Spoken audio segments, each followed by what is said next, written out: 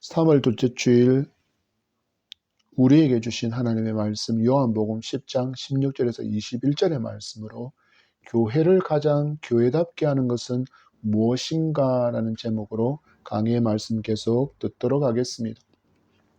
오늘 주신 말씀은 계속해서 선한 목자이신 예수 그리스도를 보여주면서 한 가지 중요한 질문을 우리에게 던지고 있습니다. 교회를 가장 교회답게 하는 것은 무엇인가 라는 질문에 대한 답입니다. 여러분이 생각하기에 교회를 가장 교회답게 하는 것은 무엇입니까? 어떤 사람은 교회 건물입니다, 시스템입니다, 사람입니다 라고 대답할지 모르겠습니다.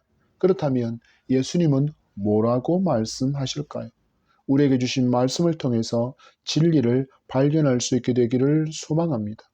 이 시대를 살아가는 사람들은 자기가 하는 일이나 자기의 소유를 통해서 자신의 존재감을 드러내려는 경향이 아주 강하다고 할 수 있습니다. 나는 이런 일을 하는 사람이야 라며 자기를 드러냅니다. 나는 이런 지역에 이 정도의 평수의 아파트를 소유한 사람이야. 또 이런 브랜드의 최고급 사양의 차를 타고 다녀. 이런 브랜드의 명품을 들고 다녀. 이런 브랜드에서 판매하고 있는 이 정도 크기의 보석을 나는 끼고 다녀. 나 이런 사람이야. 우리는 주변에서 이렇게 유명인들 혹은 부자라고 말하는 사람들이 보여주고 있는 이러한 삶의 결과물을 보면서 어떤 사람들은 이것을 부러워하고 또 어떤 이들은 시기와 질투 가운데 있기도 합니다. 한마디로 이 시대는 크고 많고 화려하면 자기의 존재감도 높아지고 크다라고 느끼는 시대라고 말할 수 있습니다. 이런 기준에 사로잡혀서 살다 보니까 이러한 존재감을 높여준다고 여겼던 것들이 내게서 떠나가 버리면, 그 모든 것을 잃어버리게 되면 한순간에 자기의 존재 가치조차도 사라져서 자기를 향하여서 무가치한 존재로 낙인을 찍어버리는 경우가 너무나도 많습니다. 이 시대를 보십시오. 경기가 너무 어렵습니다. 그래서 한때 잘 나가던 직장이 하루아침에 문을 닫습니다. 잘 나가던 직장의 중력에서 졸지에 백수가 되어버리는 것입니다. 운영하던 사업장도 문을 닫습니다. 호황을 누릴 때는 시쳇말로 돈다발에 누워서 잠을 청하던 사장님이 백수가 되었습니다.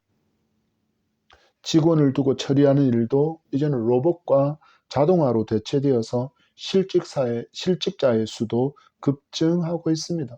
그 한 예를 들어보면 고속도로 휴게소에서 음식을 조리하던 많은 조리사가 이제는 사라지고 그 자리를 로봇이 대신해서 음식을 만들어내고 있습니다.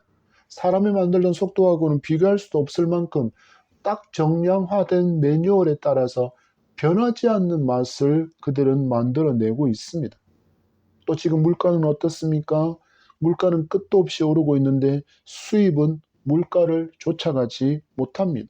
여러분, 10,000원짜리 한 잔 들고 나가면 제대로 된 밥 한 끼 먹기가 어렵습니다. 그리고 마트에 가서 과자 몇 개만 사도 10,000원을 훌쩍 뛰어넘습니다. 이런 상황에서 나의 존재 가치를 높여준다고 여겼던 것이 사라지면 자기라는 존재도 상실된 것처럼 마음도 몸도 무너져서 심각한 인생의 방황을 맞이하는 사람들도 많습니다. 혹시 여러분 중에 누군가가 이런 상황 안에 들어와 있지는 않습니까? 그리고 이 상황 때문으로 인해서 자기를 향하여서 나는 실패자다, 나는 무가치한 존재라고 낙인을 찍고 있지는 않습니까? 그러면 어디를 가든지 사람들의 시선이 불편합니다. 내가 이 모양이라서, 내가 마주한 상황이 이래서 저런 눈빛으로 나를 쳐다보나 흘깃하면서 수군거리는 게 마치 나를 두고 하는 말인 듯이, 그리고 말하고 행동하는 것인가 싶어서 밖을 나가면 주변 눈치 살펴느라 그렇지 않아도 힘겨운 마음이 갑절은 더 힘겨워집니다. 이런 세상 풍조한 가운데 살다 보니 어느새 교회도 자기를 평가하는 기준이, 성도도 자기를 평가하는 기준이 세상 기준과 같아지고 있다는 안타까운 현실을 우리는 마주하고 있습니다. 무엇입니까? 더 크고 더 화려하고 더 모인 숫자가 많으면 그로 인해서 존재의 가치가 있고 어깨에도 힘을 더 주게 된다라는 것입니다. 과연 이것은 성경적이겠습니까? 오늘 주신 말씀을 통해서 우리의 존재의 가치가 분명히 세워지는 그 회복과 또한 풍성한 은혜가 넘치는 축복의 시간이 되기를 간절히 소망하며 축복합니다. 10장에 들어오면서 예수님은 당신을 선한 목자라고 소개하면서 양을 위해서 하시는 일들을 설명해 주셨습니다. 그 내용을 살펴보면 양의 문이 되어 주신다고 하시며 양들의 보호자가 되어 주신다 말씀하십니다. 또한 양들의 이름을 그 이름대로 불러주시고 그 양들을 인도하시고 꼴을 먹여주시는 분이라 하십니다. 그리고 이리가 오는 것을 보면 막대기와 지팡이로 막아주시고 심지어 목숨을 버리시면서까지 양을 보호하시는 선한 목자라고 말씀하십니다. 예수님과 같은 이런 선한 목자가 아니라 당시 종교 지도자들은 사꾼 목자여서 양들을 위해서 그들은 목숨을 걸지 않았습니다. 양들을 보호하지도 않았습니다. 그들의 이름을 불러주지도 않았습니다. 양들에게 좋은 꼴을 먹이기 위해서 푸른 초장과 실만한 물가로 인도하는 수고도 전혀 없었습니다.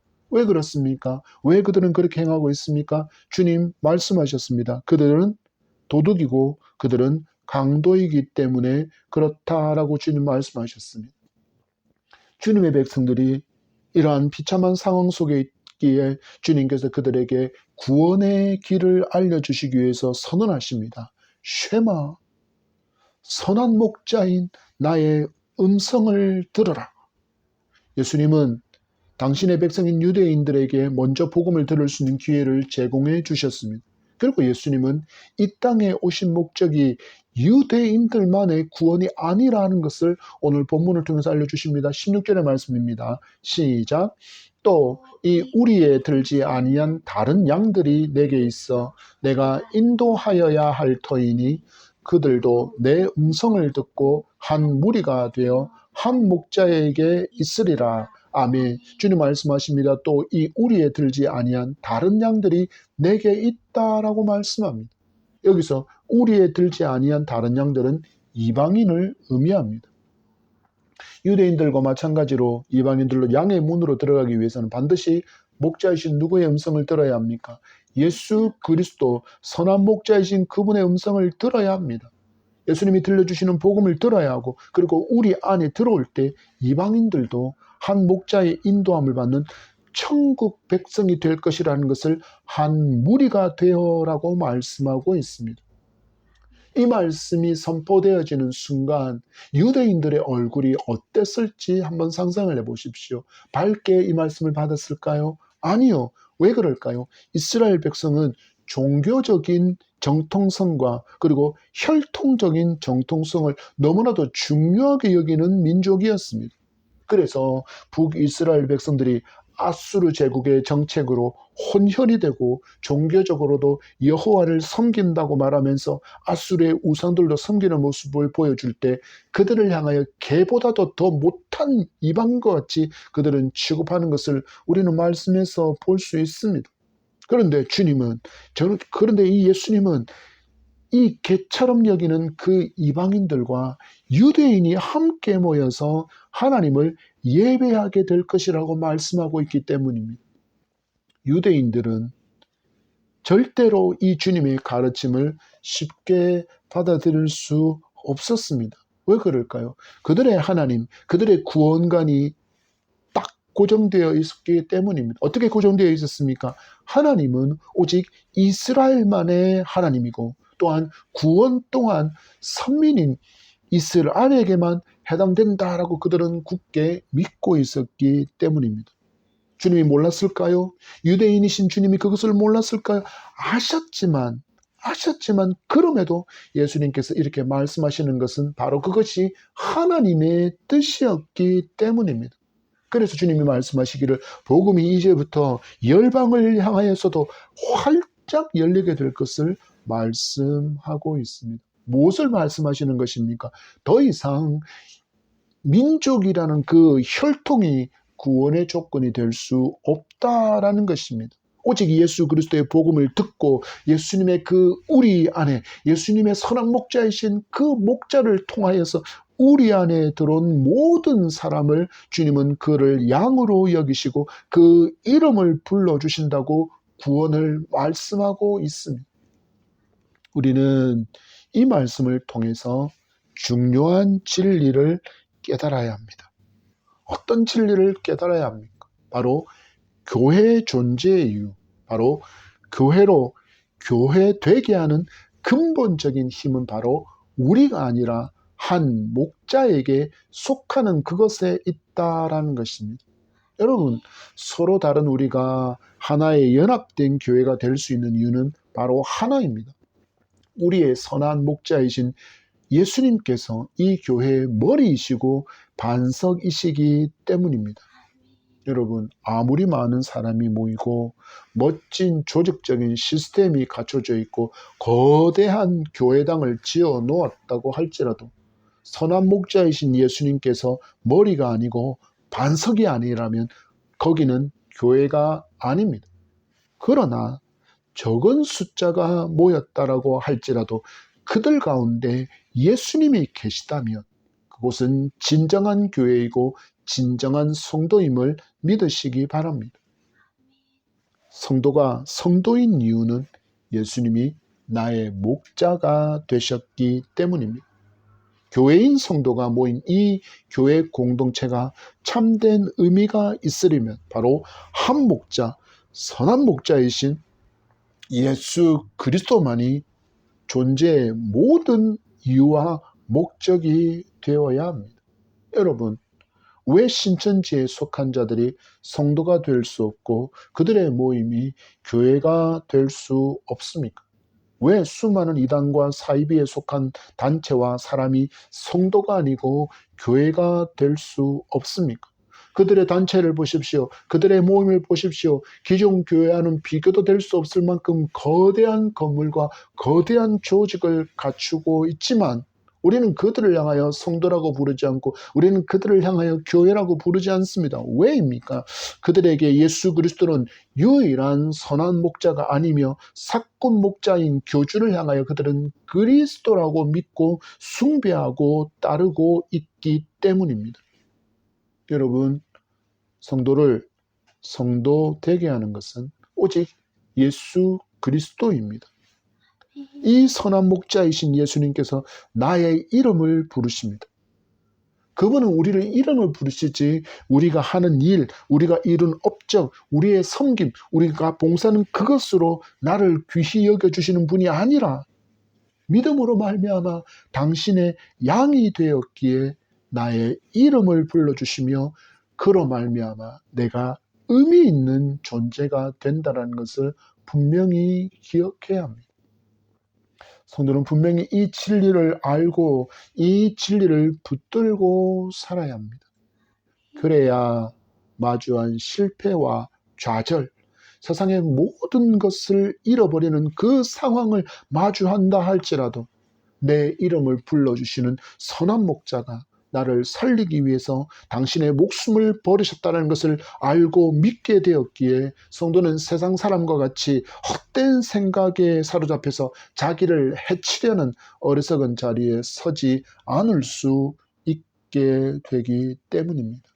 또한 선한 목자이신 주님께서 푸른 초장에서 맛난 꼴을 먹이시고 쉴만한 물가에서 생수를 먹게 하셔서 우리를 하여금 또 일어설 힘과 능력을 공급해 주시기에 우리는 날마다 새 힘으로 일어서서 살아갈 수 있는 존재가 되었음을 믿어야 합니다.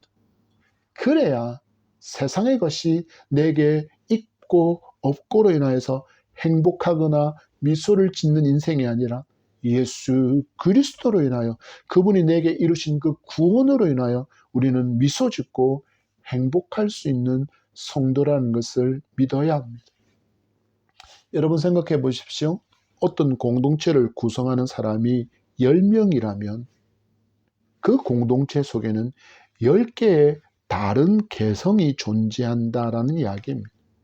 이들의 삶이 어떻습니까? 살아온 환경이 다릅니다. 배운 지식이 다릅니다. 그리고 그들이 인생에서 겪었던 그 삶의 애환도 전혀 다르고 심지어는 성격도 다릅니다. 이런 10명의 사람이 어떻게 연합하는 공동체를 이루는 게 쉽겠습니까? 정말 쉬운 일이 아닙니다. 그런데 교회는 가능합니다. 왜입니까? 오늘 주님 말씀하십니다. 인도하시는 선한 목자가 바로 예수님이시기 때문입니다. 그래서 교회는 선한 목자이신 예수님의 음성만 들으면 됩니다. 다른 목소리는, 특히 사람의 목소리가 교회에서 커지면 안 됩니다.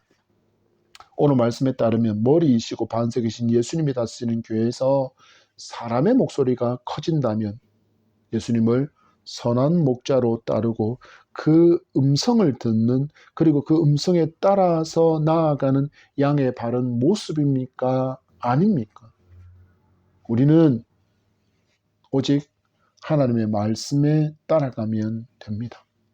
그러면 주님께서 약속하신 푸른 초장과 쉴 만한 물가에서 꼴을 먹고 생수를 마시며 한 우리 안에서 연합하여 하나님의 선하시고 기뻐하시는 일, 하나님의 나라와 의를 구하는 삶을 살아가게 되면 이를 통해서 하나님의 나라가 확장하는 복음의 역사, 생명의 풍성한 열매를 거두게 될 줄 믿으시기 바랍니다.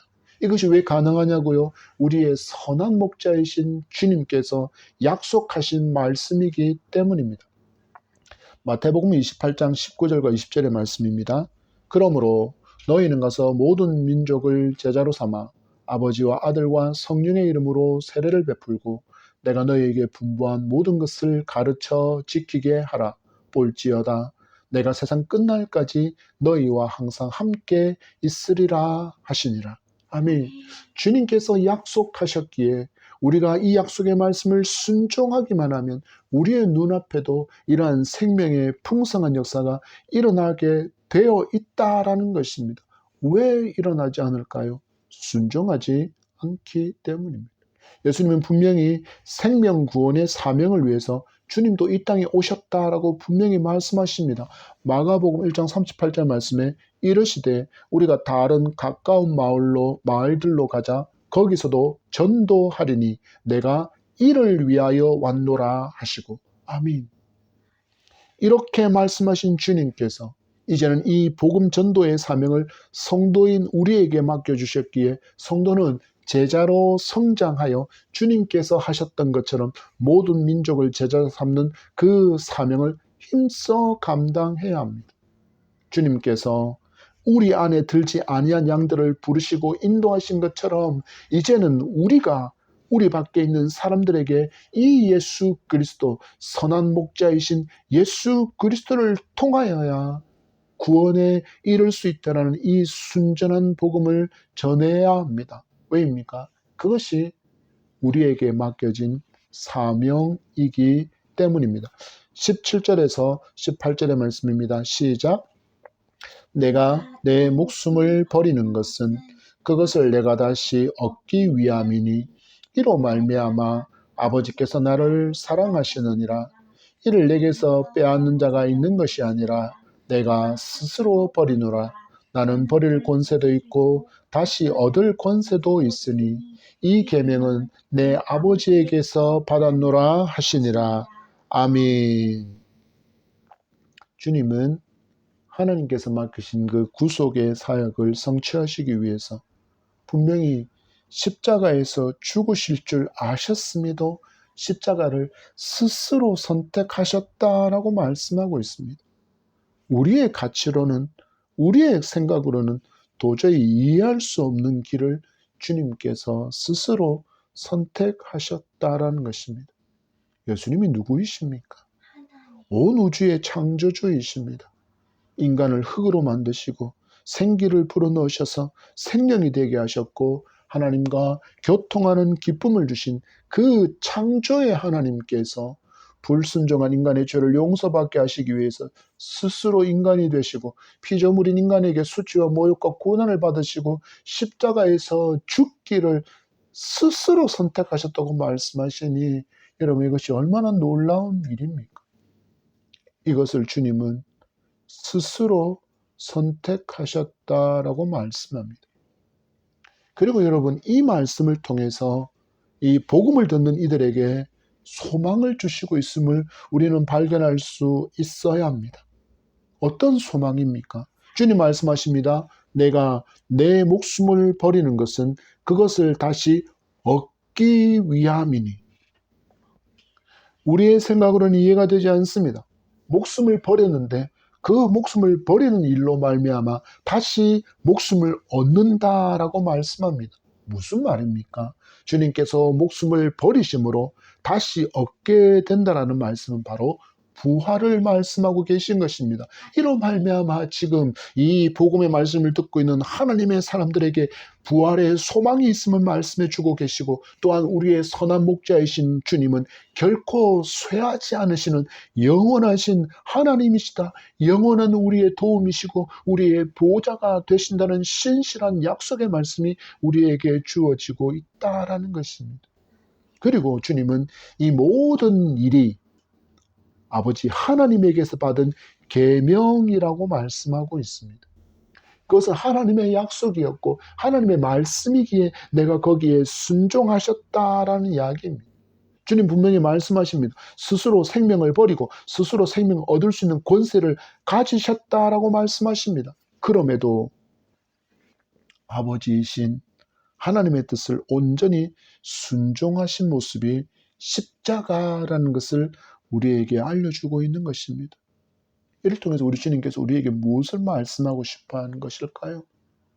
우리에게 무엇을 말씀하고 싶어 하는 것일까요? 바로 교회인 성도의 사명이 이 주님처럼 살아가는 것이라는 것을 살아야 한다는 것을 기대하고 계신 것을 우리에게 지금 말씀하고 있는 것입니다.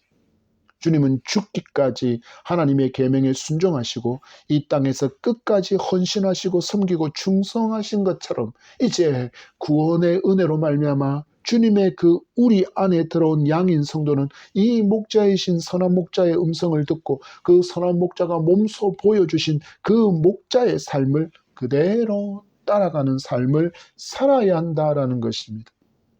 이것이 무엇입니까? 바로 구원받은 성도의 삶, 내가 구원받은 성도임을 증명해가는 길이라는 것을 성도는 분명히 알아야 합니다. 결국 성도의 삶이라는 것은 그리스도의 장성한 분량에까지 자라는 성화의 삶이기 때문입니다. 한마디로 주님을 빼쏟아해야 합니다. 어려운 말처럼 들리죠? 아닙니다. 한글입니다. 우리가 흔히 쓰는 말로 빼닮아야 한다는 것입니다. 이것이 정확한 한국어 사전적인 표현으로는 빼쏟아해야 합니다. 그리고 성도는 그 삶을 통해서 바울처럼 담대하게 외칠 수 있는 믿음에 대한 확신이 있어야 합니다. 고린도전서 11장 1절 말씀에 내가 그리스도를 본받는 자 된 것 같이 너희는 나를 본받는 자가 되라. 갈라디아서 6장 17절 말씀에 이후로는 누구든지 나를 괴롭게 하지 말라. 내가 내 몸에 예수의 흔적을 지니고 있노라. 아멘. 이 두 말씀을 통하여서 바울은 무엇을 말하고 싶어 하는 것입니까? 내가 예수 그리스도를 많이 닮았다라는 것입니다. 내가 예수 그리스도를 정말 많이 닮았으니까 너희들은 나를 통하여서 예수 그리스도를 볼 수 있다라는 것입니다. 나를 통해서 예수 그리스도의 흔적을 발견할 수 있다라는 것입니다.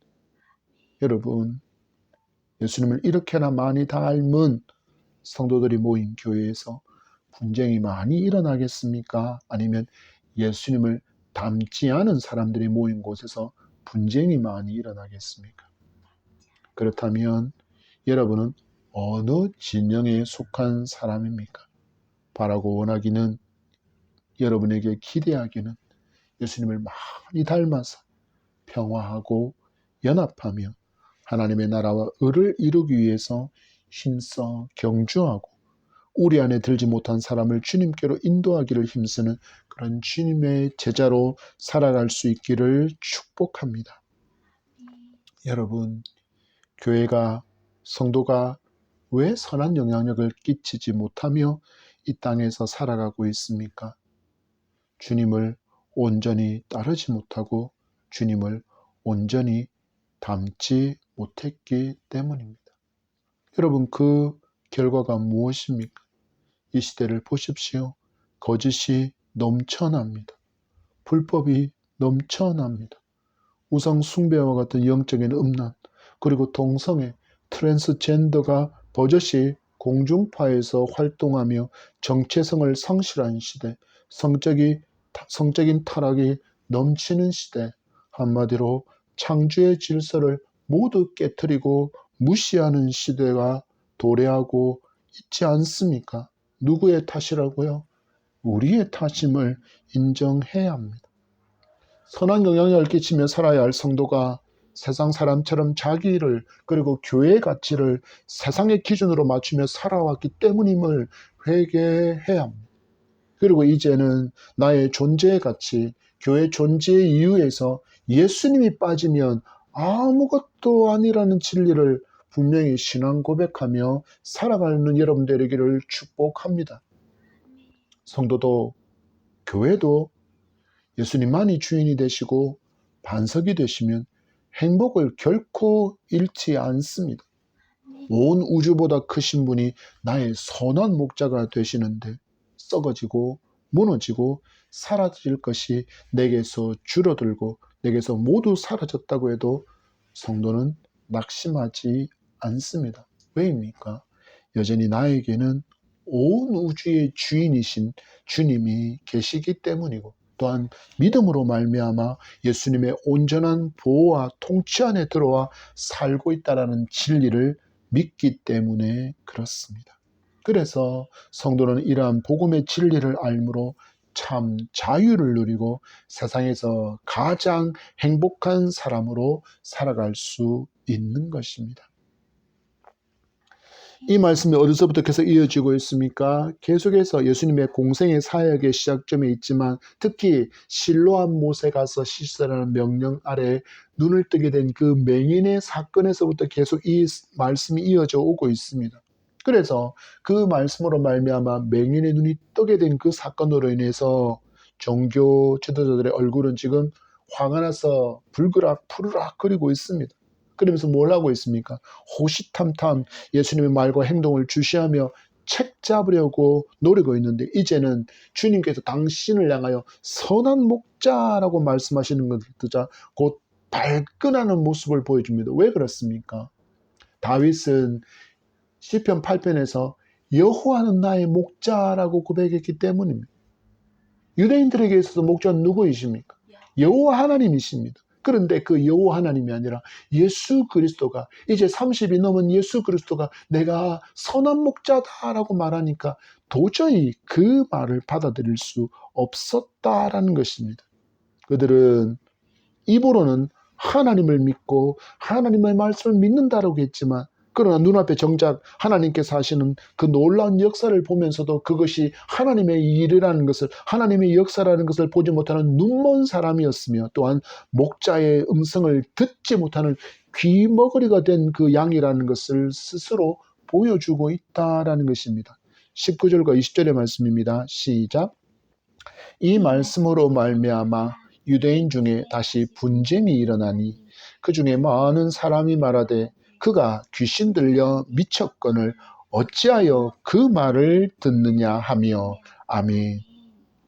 예수님께서 들려주시는 진리의 음성을 들으면서도 하나님이 하실 수 있는 일을 행하시는 것을 보면서도 그들은 예수님을 메시아로 믿지 않는 사람과 예수님을 메시아로 인정하려는 사람 사이에 뭐가 일어났습니까? 분쟁이 일어나고 있습니다. 그러면서 여러분 믿지 않는 사람들의 반응을 주목해 보십시오. 예수님을 향해서 뭐라고 표현합니까? 귀신 들려 미쳤다라고 말하고 있습니다. 여러분 이러한 모습은 우리에게 분명한 진리를 알려주고 있습니다. 예수님 분명히 말씀하셨습니다. 마태복음 22장 14절 말씀에 청함을 받은 자는 많되 택함을 입은 자는 적으니라. 아멘.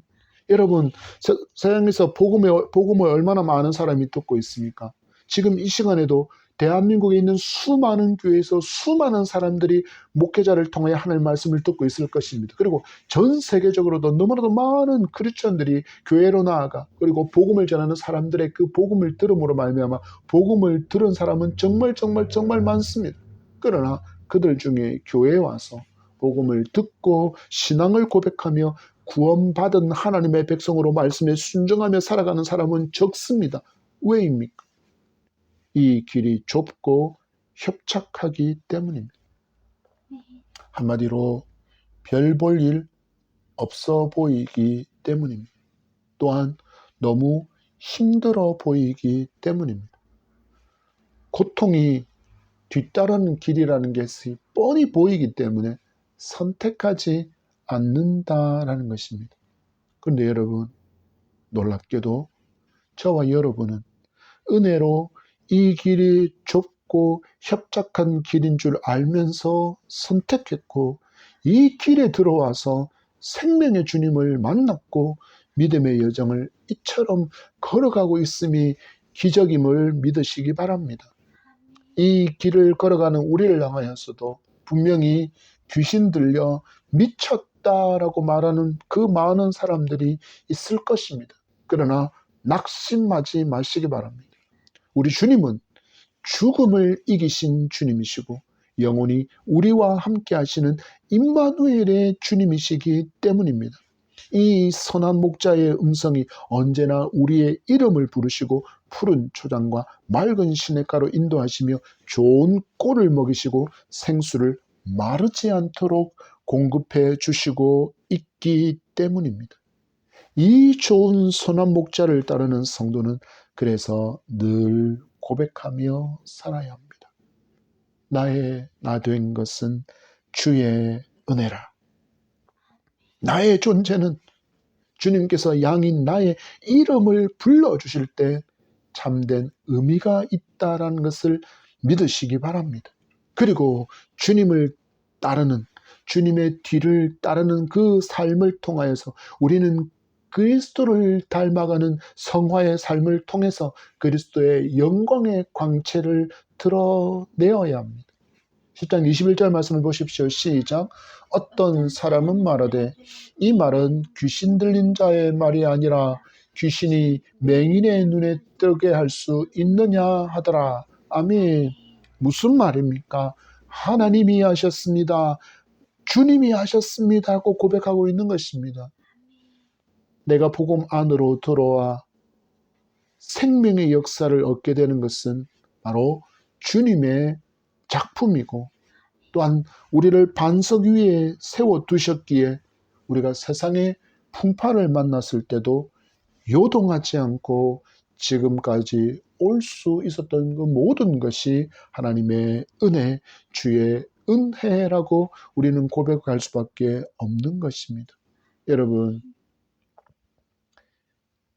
수많은 사람들이 우리를 향하여 귀신 들려 미쳤다라고 말한다 할지라도 우리는 분명히 이 맹인의 눈을 뜨게 한 것은 하나님의 역사이고 그 일을 행하시는 예수 그리스도가 바로 그 하나님이시라고 변호하는 이 사람이 바로 교회인 저와 여러분이기를 축복합니다. 비록 내 삶에서 맹인처럼 눈을 뜨게 되는 기적이 일어나지 않았다라고 할지라도 하나님과 원수였던 내가 그 은혜로 말미암아 하나님의 자녀가 된 것은 그 어떤 기적과도 비교할 수 없는 기적임을 믿고 감사가 끊이지 않는 우리가 되기를 축복합니다.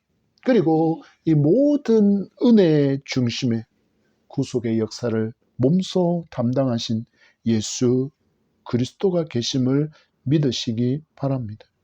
그래서 성도는, 그래서 교회는 예수 그리스도가 없으면 아무것도 아니지만 예수님께서 계시면 참된 의미를 지니게 된다는 것을 믿으시기 바랍니다.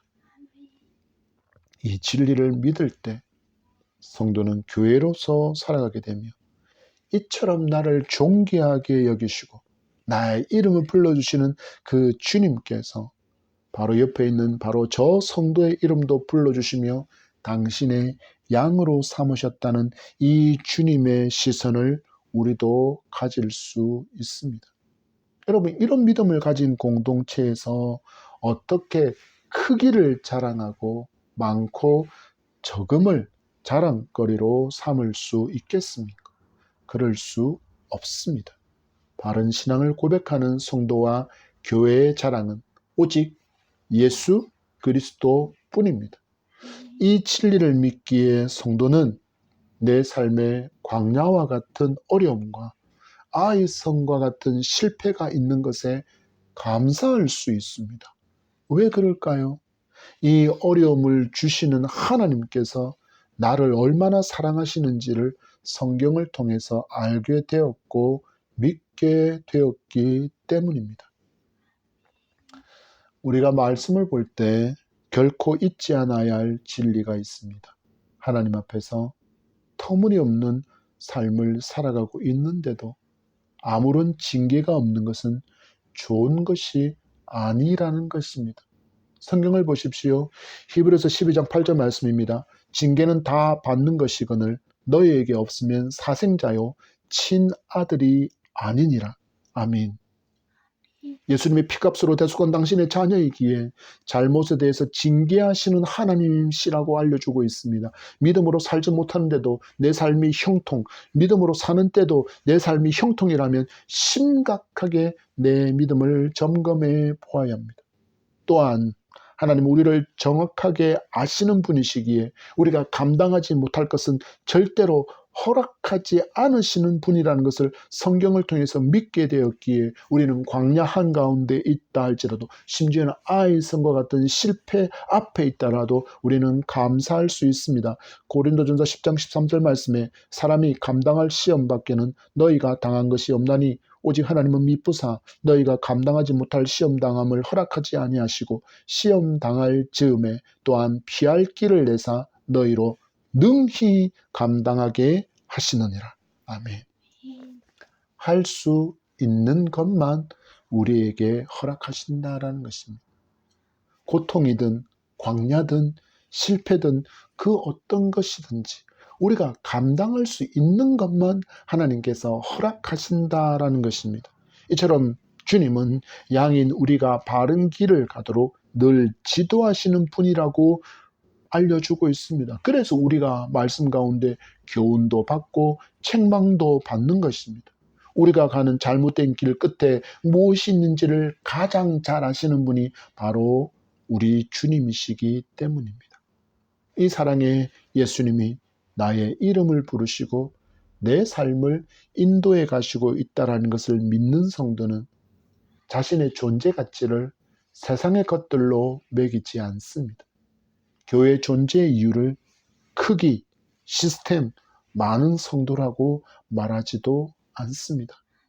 오직 예수, 오직 예수, 오직 예수, 이 이름이 성도를 성도답게, 교회를 교회답게 하는 이유임을 믿으시기 바랍니다. 말씀을 맺습니다. 예수님이 말씀하신 우리 안에 들어가지 못했던 다른 양인 바로 우리가 하나님의 은혜로 이제 선한 목자이신 예수님의 품 안으로 들어오게 되었습니다. 기적이 일어난 것입니다. 이제는 내게 구원의 기적을 베풀어 주신 선한 목자만이 내 삶의 모든 것이 되심을 고백하며 살아가는 성도가 되시다. 그리고 그 선한 목자의 발자국을 따라서 더 많이 그 목자를 닮아가는 성도가 되고 제자가 되는 교회로 우리 세워가기를 소망합니다.